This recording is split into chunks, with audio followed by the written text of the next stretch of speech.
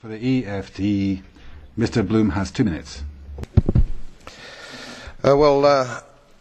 Commissioner, Mr. President, I rise again, I'm afraid, to make the same old hoary speech that I have been making here for several years, and that is, it is my opinion that you do not really understand the concept of banking. All the banks are broke. Bank Santander, Deutsche Bank, Royal Bank of Scotland, they are all broke. And why are they broke? It isn't an act of God. It isn't some sort of tsunami.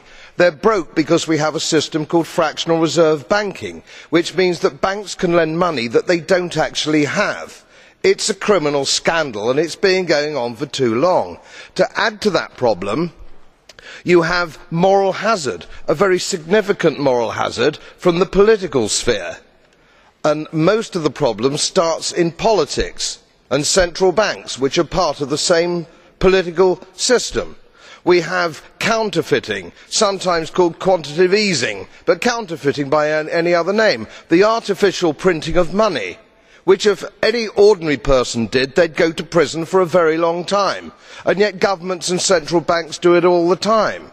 Central banks repress the amount of interest that rates are, so we do not have the real cost of money.